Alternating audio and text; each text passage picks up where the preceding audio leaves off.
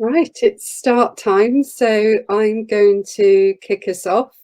My name's Trudy Stedman. I'm just here as a support to Chris and topping and tailing the session, and really pleased to be able to do so.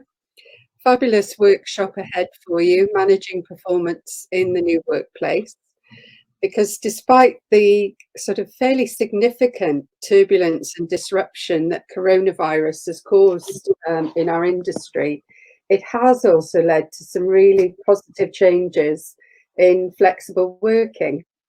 And with these changes has come some different demands on line managers. And with more and more people working remotely, it can feel really challenging to evaluate performance and stay connected to the performance of our people. I'm really pleased to introduce Chris to you. I've known Chris for about 10 years. He's worked all over the world as a consultant for around 20 years. And he's also a respected author on the topic of engagement and has spoken at the United Nations in relation to moral leadership. This blend of consultancy skills, morality, and emotional engagement techniques that Chris brings today really does make him the perfect person to talk about how to manage performance in the new workplace. So over to you, Chris. Great, thanks, Trudy. Let's hope so. Two requests for you as an audience. I do have some quotes on slides, which would be easier to read if you have it full screen. So in the bottom right where you can select layout, it might be more comfortable for you to read the slides if you make it full screen. Also, can you bring the conversations window up? Because we're going to be doing quite a lot in that box on the left-hand side as well. So if you could leave the conversations window open, gives you a chance to talk directly to each other, because as I'm speaking, there'll probably be opportunities for you all to talk to each other, swap ideas and talk about what it is that you're doing. So again, bring that window up. You'll see the opportunities to write in there as well. Trudy's probably done my job for me, so I'm Chris. I work across all sectors, but I've done a fair amount in higher education, and I'm going to try and draw on some of the unique challenges of the AG sector during this presentation. Two questions, and this is leading you straight into writing something, if you could, to help me understand things. So this is in the conversation window. Can you please just tell me, in your institution, what form does performance management take? What do you have by way of performance management processes or tools? And if you had to evaluate an average line manager, if such a thing exists, what effectiveness rating would you give your average manager in your institution about how well they performance manage their team members? So can you please write that in the conversations tab on the left-hand side, and just give me a chance to read a bit about your context.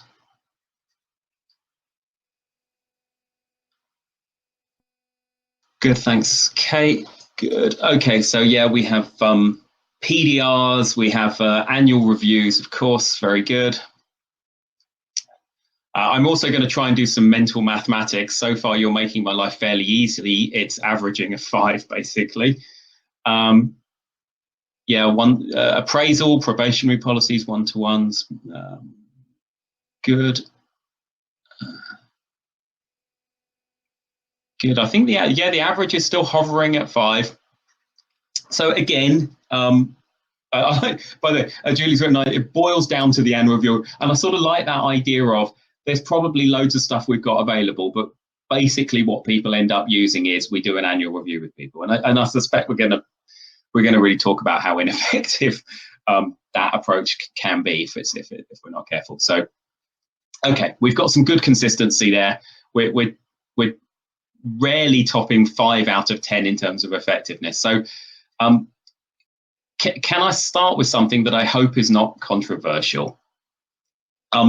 Performance management systems, and typically I'm talking about annual appraisals, has been dysfunctional and is known to have been dysfunctional very openly for a long time. And the problem that we've got is for many organizations and institutions, these things are tied to bonuses, promotion systems, remuneration, there's union involvement, and therefore these things kind of end up being near impossible to change, despite knowing that they actually aren't really doing the job they're meant to. And you're not alone in thinking that, by the way. If we do a quick tour around the media here, you can just see article after article over the last 10 years basically recognizing that our current approach to performance management is not effective. Right? And so I suppose what I'm trying to start with is this presentation is about how do you performance manage in the new world, in the new environment. But can we at least start by recognizing we probably haven't got it right in the old world yet? So if we are going to embrace a new world, this may well be the opportunity to kind of chuck out some of the stuff that wasn't working in the first place. Now, the other thing you might want to just take on board at this point is a lot of performance management has been or is orientated around goal setting and goal achievement. And there is extensive research. This is like my favorite article. It's a Harvard Business School article called Goals Gone Wild, which basically says an excessive focus on goal setting or goal orientation generally causes negative behavioral consequences and will negatively impact cultures. And this is because essentially when people are just trying to reach a goal in order to get a bonus or to get that promotion or to not get shouted at in their annual appraisal, it can cause the wrong type of behaviors. So again, goal setting in of itself is problematic and has been known to be problematic for quite some time. Okay, that's my setup. That's my pitch to you is we haven't quite got it right in the first place. Your average score of 5, we aren't acing the process as we currently stand. So there are some unique challenges to higher education, and I'm lucky enough to work across all sectors, so I can do a bit of a compare and contrast for you. And as I'm talking, I would welcome you in the conversation to debate, disagree, or agree if you've seen some truth to some of these things. This is what I've experienced. First of all, there is some sort of collegiate spirit in higher education, which, in particular with academic rather than the support and administrative functions, but particularly in the academic side, which makes it uncomfortable for people to have direct conversations with each other. There is, stereotypically maybe, but there is a sense of, you don't touch my world, I won't touch yours. Like, this is my sphere. I'm the expert in my sphere. I get on with my thing. You get on with your thing. So there's a slight awkwardness about having someone coming in and telling me that I'm doing my job right or wrong. And I think that social awkwardness exists, which is quite unique to higher education. We don't have direct conversations with each other. Now that is blended with something I have never seen in any other organizational system. And please tell me if this is just my weird experience, but people seem to debate who their line manager might be. So even when someone tries to line manage, someone may argue, you're not my line manager, or that there is a really unclear reporting structure within faculties that means that people feel not entitled to performance manage, or they feel that the person who's trying to performance manage it doesn't have the right or the authority to do that. And that's come up a few times recently when I've worked with universities, and I just don't know what that is. It's really unique. Never seen that anywhere else. Distributed leadership, Joe. Yes, again, lovely, but in the performance management world, somehow, who's responsible for evaluating and giving you feedback on your performance? That shouldn't really be up for a debate. So I'm not entirely sure how we navigate that territory. It's been a really strange thing. Generally speaking, people who have come in, again, not to overemphasize the distinction between academic and non-academic stuff, but of course we know the academic staff will generally come in because of their academic credentials, their research credentials, their teaching credentials, and not necessarily the management skills.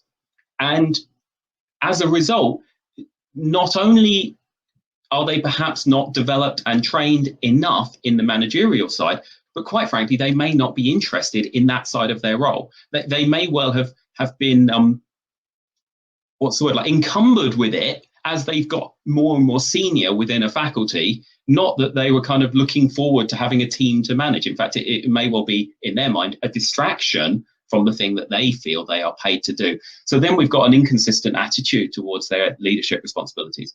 And this is highly problematic when you think the responsibility of a line manager is to manage people. That fundamentally should be their job, not a small side section of their job that they've accidentally inherited on the way up the corporate ladder. And then finally, and this one, I apologize if I cause any offense here. It may not be true for all institutions, but the ones I've worked in, and we run a course called Managing Poor Performance, and it's been a highly successful program that we've delivered. And one of the things that we hear from managers coming on the program is when they've tried to address performance and HR have been involved, the managers feel HR have a tendency to take the side of the employee, not to back up the manager.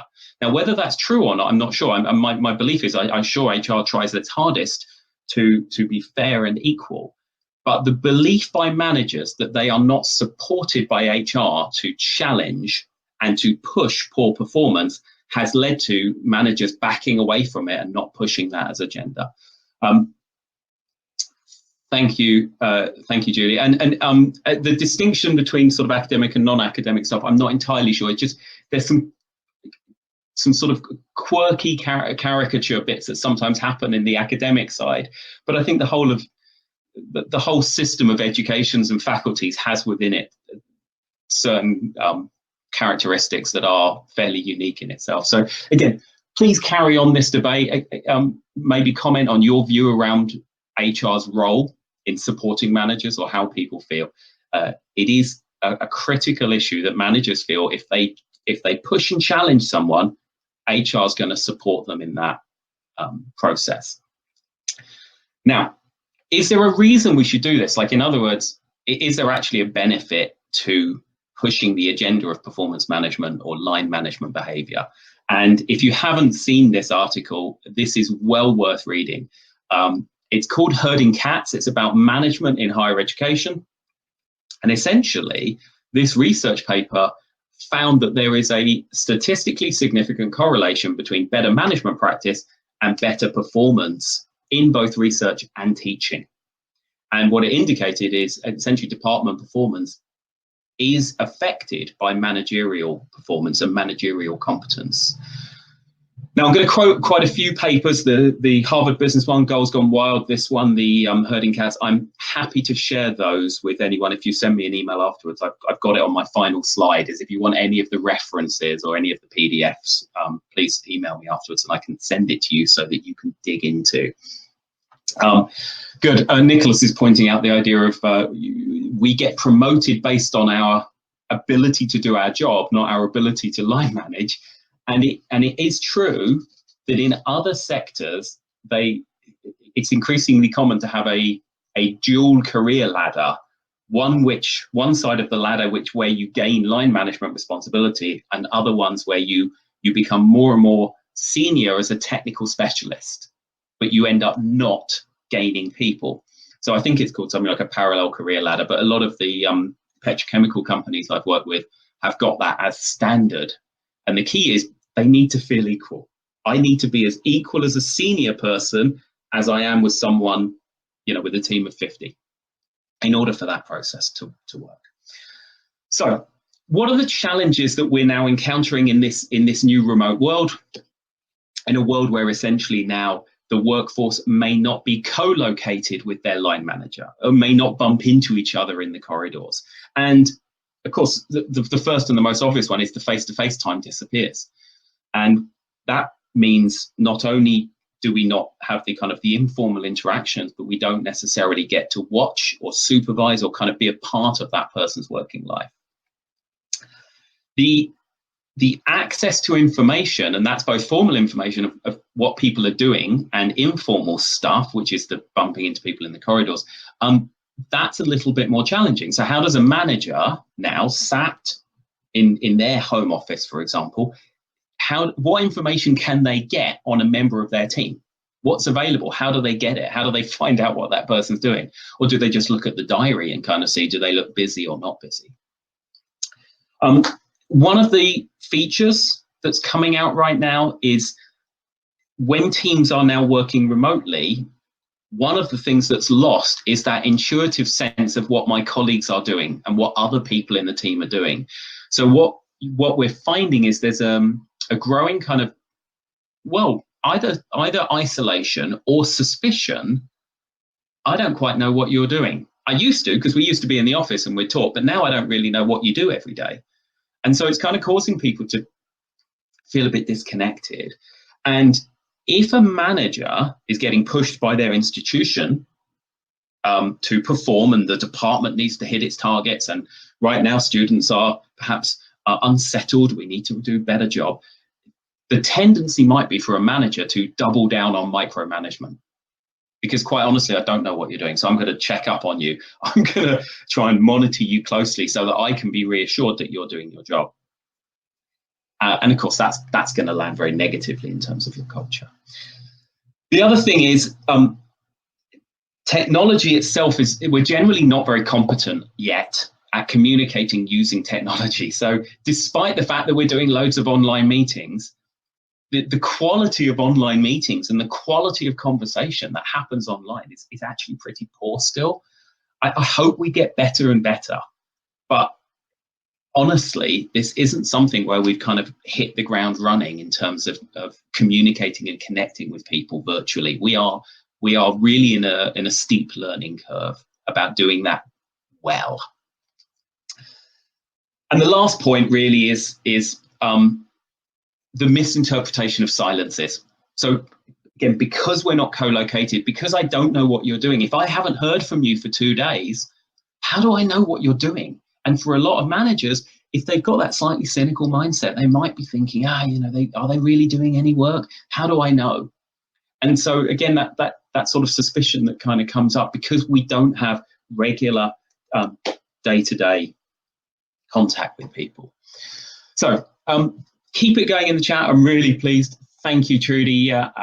Trudy's point is about leadership training. Can you teach leadership? Is this an innate quality? Can anyone do it? And I think, I suppose as a company that teaches leadership, I really hope you can teach it. What I would question is, do people have the motivation and the interest to be a leader? Because the one thing I find very hard to teach is if someone's got no interest in being a teacher. Now this, being a teacher, being a leader, because they're most interested in research, for example, or potentially teaching, although less often. So another PDF I recommend, Tethered or Trusted, a really lovely paper that was written about this sort of remote working pre-pandemic. That's the cool thing. This was written before it all started.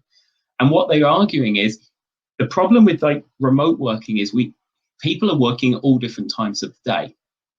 And therefore there's kind of an expectation that people now, because of technology and flexible working, people will always be available, always responding to their emails. And it means that people are finding it harder now to separate work and non-work time. Causes managers perhaps to micromanage, to be emailing their team members at inappropriate times of the day. And then the team members feeling, I'd better demonstrate that I'm working because, if I email my boss at 9 in the evening, they'll realize I'm working late. Or if I email my boss at 6 in the morning, that's going to look good because I'm pulling some long hours. So again, what we're really creating is actually quite a negative work environment and work culture in terms of well-being. Okay, any questions? Stick it in the conversation. I will try and catch up with it as we go along. So let's look at the historical model. This model is the one that essentially was born, is from which appraisals, annual performance reviews was born. This is kind of the historical assumption, which is we set a load of measures, KPIs, or targets for people to keep them on the straight and narrow, right? And these are your boundaries.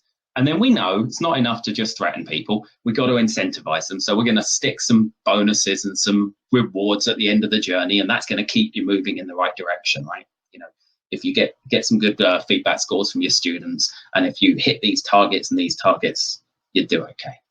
What happens if you cross the line? Well, if you cross the line, you know, then we're into disciplinaries. How do we know whether you've crossed the line? Well, we've got a ton of observation and reporting practices, which we do to make sure that you're doing your work. And again, this is all pre-pandemic. Historically, this is how organizations were set up.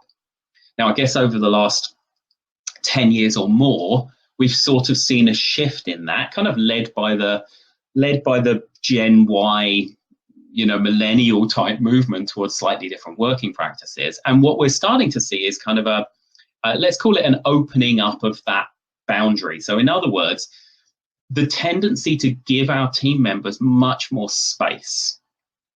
And those lines which existed before, they're now a little more permeable, right? So actually now the boundaries are less about just performance measures, but they're also about, this is what we expect as an organization. This is the culture. This is how we want to be.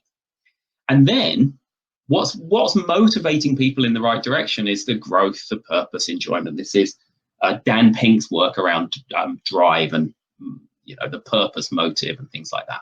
Again, very trendy at the moment to be making sure we've got that for everyone. And what you have is a lot more freedom and a lot more trust with people, that basically employees are here trying to do the best they can, trying to do the best job they can. And we don't need to be aggressive in how we monitor them. We can have a little bit more freedoms. Now, what happens when people do violate that? Because some people will cross the boundaries. And the answer is it's replaced by kind of open discussion. So it's replaced by the idea of, if someone's violated it or broken the boundary, there was probably a reason. And maybe our objective as the line manager is to understand why, not to jump upon them and embark upon a poor performance or disciplinary process. And so what we're looking for here is kind of an open dialogue with people to understand, and to understand where they're coming from when their performance does fall below the required standards. Good. I'm kind of curious, again, you guys might be better able to answer Kate's comment in the conversation. So I'm going to let some of my colleagues and companions in there give some thoughts and input. And I want to just emphasize at this point, I am not championing some new way of working, right? 2006, smash the clock. You know, we need to get rid of the dogma that equates physical presence with productivity. In other words, however many hours someone works is what makes a good worker, right? This is 15 years old nearly. And it led to a fairly influential book, which was around the ROWE concept, results only work environment.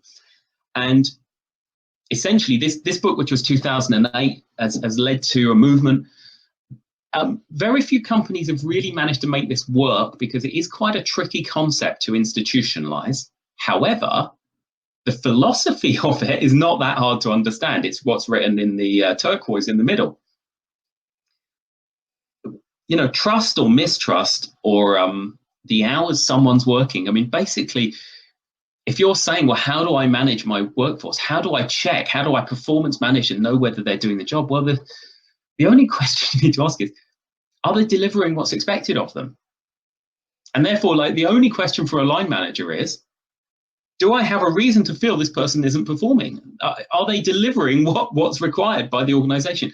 All the other stuff essentially kind of becomes superfluous. So there's a slightly reductionist angle on performance management if we embrace this kind of new, flexible, more trusting world, which is, what are the key things that tell you someone is doing their job effectively? That's what you want to monitor. Now, everything else, like the hours they work and how they're working, all of that, actually, that is much more about, and this is the final comment on the slide, that's much more about wellness and work-life balance. It's much more about the manager having concern for the employee about how much they're working, not the manager checking, are they working at all? Because in fact, the biggest risk with kind of flexible working and remote working is that people don't have enough downtime. They don't take enough holiday. So actually, the hours people are working really is about managers being concerned for their employees, not managers checking on people working. So it's a very, very different mindset. So this isn't a new concept, right? And again, coming back to that paper, which I said I really loved, Tethered and Trusted, it basically says, don't set the expectation with your team that they should be always available. Don't micromanage them. Give them as much freedom, as much flexibility as the situation or as is possible for that person, and just focus on what they're delivering. That's the key thing, right? Are they delivering what I need of them?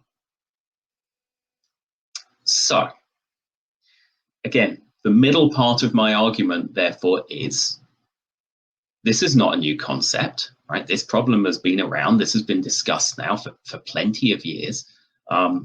Pandemic has been rather helpful in accelerating organizational change, which is enabling us to have this conversation now with a different level of urgency. But part one said we always knew there was a problem. Part two has said this isn't new. This is about a new culture that we're trying to create. This is a new way of working that's there. So what do we replace it with? What's the new thing that's come out? Well, you might have heard it, you might well be doing it. And if you are, please do, again, write in the conversation if you are using something that's akin to a check-in. This is the language that's become the adopted language for what replaces annual appraisals. I like the language for the main reason that check-in sounds informal and conversational, and that is what it should be. This is about managers simply checking in with people and saying, how are you getting on? How's things right now? What do you need from me? Here's what I need from you. Let's check in. Let's just keep in contact. So personally, I'm a huge advocate for the language. I'm a huge advocate for the process. It's not perhaps easy to get right. So here's the big takeaway for the session.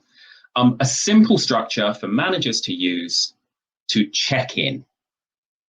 And if we go through it just piece by piece, we can give you a little bit of information. So first of all, when you check in, it's about commenting on the performance that's gone on since the last check-in. How's the person been getting on? That could be a question. It could also be a statement from the manager. Now, assuming that most employees do a reasonable job most of the time, this first step should be, I would imagine, 80% of times, praise. This should be telling the employee or the team member what a good job they've been doing recently, or how much they are appreciated.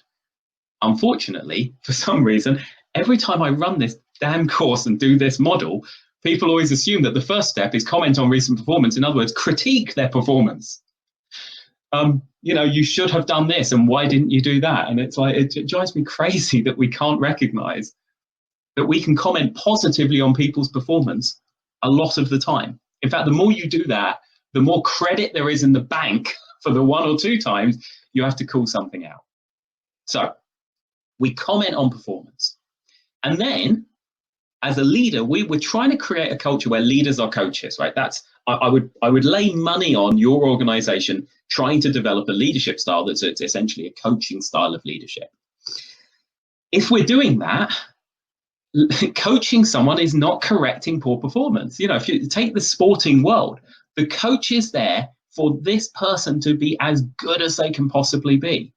So if your team member is performing well, you can coach them to be even better. You can support and encourage them. You can just be a cheerleader for them, all of which would count as coaching.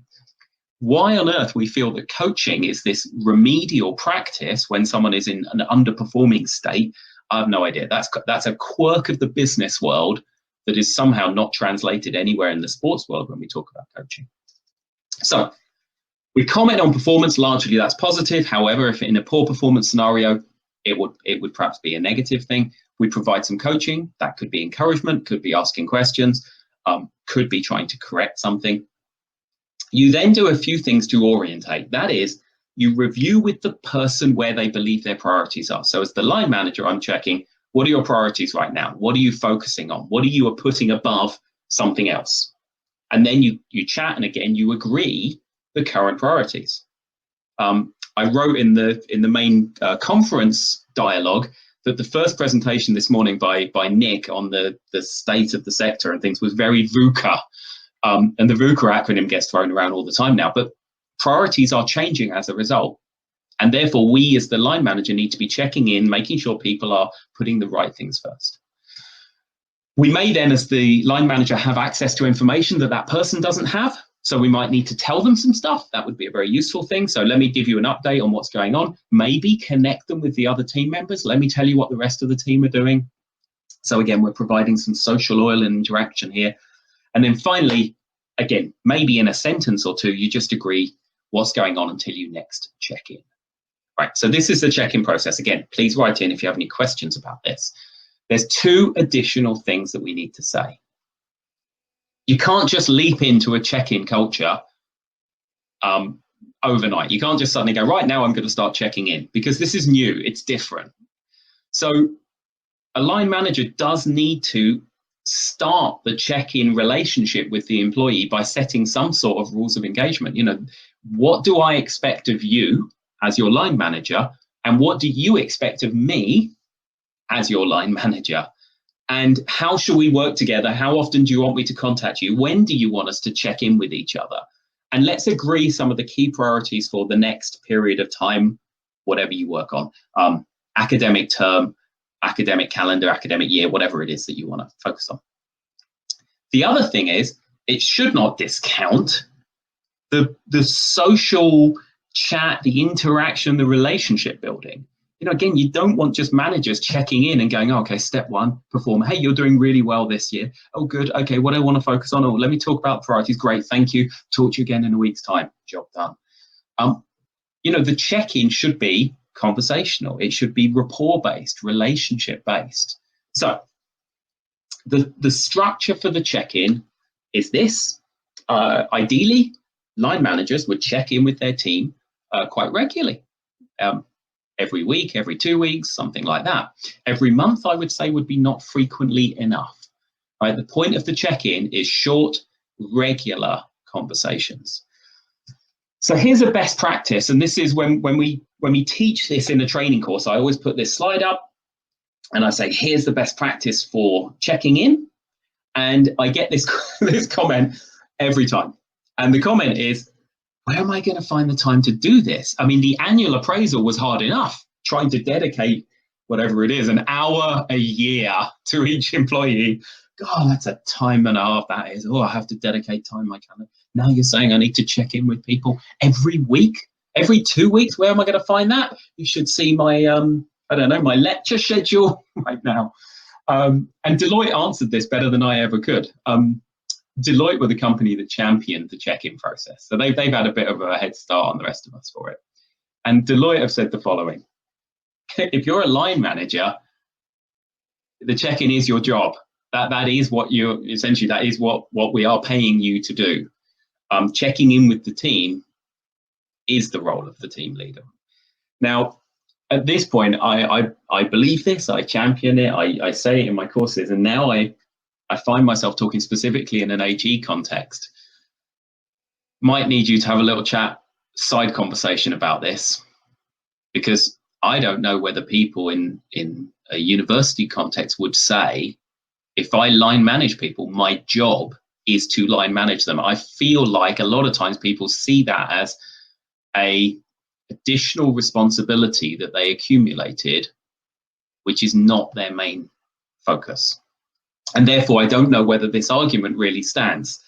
I worked with a legal firm some years ago where one of the partners decided they would no longer be fee earning, which is one of the main measures for a legal firm.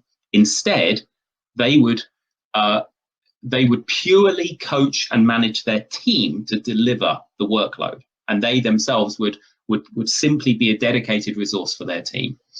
And that was very controversial. In fact, I don't even know that I've seen that reported. Good, thank you, folks. Good. Carry on in the chat, and I'll just carry on trying to say useful things for you. So let's talk about underperformance. We've just got a few minutes left. When someone is underperforming, in this new world, we need to be a bit careful before we leap in and start critiquing the person. And this is something we're calling the two tests. The line manager first needs to say, am I the one at fault here, right? Because firstly, before I go in and criticize the person, is the issue that I'm seeing either significant enough to warrant raising it, or consistent enough, so it might be a lower level issue, but it's consistent enough that it's probably worth bringing it up. So it's an and or. And if it is significant enough or consistent enough, I decide, okay, maybe I should go and talk to the person about it. Well, okay, hold on 1 second. Test 2. Have I, as their manager, been clear with them what I expected? Have I given them the tools to monitor their performance effectively? In other words, based on what I've told them was expected, can they monitor whether they are delivering it or not? Thirdly, have they had the training, the development, or whatever it might be to do that? Have I given them the resources that they would need to deliver against that target? And then the final one, and this one for a lot of managers is the kicker actually. Do I have a strong enough relationship with them to raise this issue? In other words, if somebody doesn't like you or they don't trust you, it doesn't matter when you go and criticize their behavior and give them performance review, they won't listen because you don't have a relationship with them. So one of the things I struggle is to tell line managers, look, before you go and performance manage someone, you might be better off trying to build a better relationship with them so that they actually listen to you. Otherwise, you just have to threaten them in order to get them to act, and that's not going to be helpful for anyone. So again, a lot of people make that mistake. Last 3 minutes, here's my conclusions. Before I show you the final slide with here's what you should do, I'm making the following assumptions. I'm making an assumption that managers can trust their team. I'm making an assumption that your employees or team members will know what their goals are and that they care about those goals. Right? This is how we can enable people to have trust. The institution you work for is able to provide the technology and the tools to do this well. Right? In other words, that they've got the technology to do remote management, to connect with people, to see each other and to talk. Maybe even they've got the capacity, because the final point is, if you're trying to line manage more than 12 people, it's pretty hard to do this job well. So again, there might be an issue there. So here's my conclusion. The final points. Line managers have to establish some sort of rule of engagement. How do we work together in this different world? They have to be clear what the outputs are that they're going to measure so that everything else becomes superfluous. Everything else essentially is a wellness and well-being question. As long as the person's delivering the outputs, and that includes cultural alignment, that they're behaving in the right way. Work needs to be as visible to everyone. So in other words, there needs to be a different level of transparency, and check-ins should have that kind of a regular rhythm. Right? Where possible, there should be multiple channels because different people like different things. Some people prefer a telephone to a video call. Some people don't like having the camera on. Some people prefer to digest an email before they talk. Some people would rather just have a conversation. Some people prefer different ways of communicating. Finally, last 2 points, line managers need to have a lot more social interaction with their team, so that there's more relationship, and generally they need to be far more emotionally encouraging for people, because whenever I talk about managing performance, people always move into the negative, people underperforming. You've got to maintain people's performance by keeping them encouraged and motivated. So the final words I'm going to leave with the CEO of Accenture, who basically said it's the art of leadership isn't an evaluating and measuring thing. If you've picked the right person, you've got to start trusting them. Give them some simple measures, give them the freedom to do the job. So I'm pretty much at my time. These are my contact details. If you want any of the papers or references that I've talked about, please drop me an email. I'm also going to stay online in the conference for as much of today as I can. So if you can click on my name, you can see the little circles. So if I haven't answered anything effectively in the chat, or if there was something there that I've missed, please drop me a line, because I'd love to talk more about this topic. 40 minutes is far, far too short to do justice to it. But thank you all. Yes, thank you all, and thank you, Chris. That was a great workshop. Really enjoyed it. Just to let everyone know that the next event on the programme is lunch, which I'm sure you'll all be going off to make your own. And also you can visit the exhibitors and again take part in the networking. But please do let us know if you want copies of Chris's slides, or we can give you his details. Thank you all. If you could just make your way back to the lobby.